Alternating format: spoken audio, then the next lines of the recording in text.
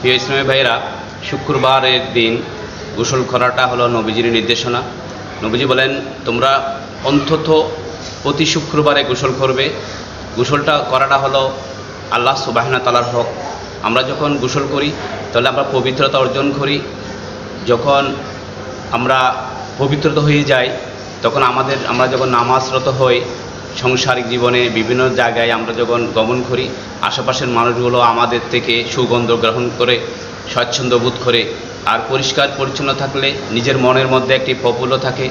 আর জুমার দিন তাই ইসলামী ভাইদের প্রতি আকুল আবেদন যে শুক্রবার দিন গোসল করাটা হলো নবীজির নির্দেশনা এবং এটা আল্লাহ সুবহানাহু ওয়া তাআলার হক হিসেবে বিবেচিত হচ্ছে। ইসলামী ভাইয়েরা, আজকের জুমার দিনে তীব্র গরম, এই গরমের মধ্যে অসহায় মানুষের মধ্যে আমরা শরবত বিতরণ, স্যালাইন বিতরণ, ওষুধ বিতরণ করব ইনশাআল্লাহ। পবিত্র কোরআনে আল্লাহ সুবহানাহু ওয়া তাআলা বলছেন সূরা আল ইমরান 110 নম্বর আয়াতে যে মানব কল্যাণের জন্য তোমাকে পৃথিবীতে প্রেরণ করা হয়েছে। এখানে অনেক ইসলামী ভাইরা বলেন যে আমাদেরকে সৃষ্টি করা হয়েছে ইবাদতের জন্য। এটা রাইট, সৃষ্টি করা হয়েছে। আমরা তো আমাদের মায়ের গর্ভে আমরা জীবিত ছিলাম। আল্লাহ সুবহানাহু ওয়া তাআলা সেখানে আমাদেরকে রূহ দিয়ে দিয়েছিলেন। আমরা সেখানে আমরা মায়েকে লাথি মেরেছিলাম, লড়াচড়া করেছি, আমরা মুভ করেছি। আল্লাহ সুবহানাহু ওয়া তাআলা নাভির মাধ্যমে আল্লাহ আমাদেরকে খাদ্য গ্রহণ, রিজিকের ব্যবস্থা করেছেন।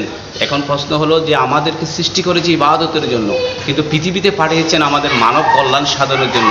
এটা এই জিনিসটা আমাদের বুঝতে হবে যে আমার সৃষ্টিটা হলো আল্লাহর ইবাদতের জন্য, আর পৃথিবীতে আমাকে পাঠিয়েছেন মানব জাতির কল্যাণ সাধনের জন্য। আমার দ্বারা যদি মানবের যদি কল্যাণ সাধন হয় তাহলে আমার জীবন সার্থক হবে ইনশাআল্লাহ।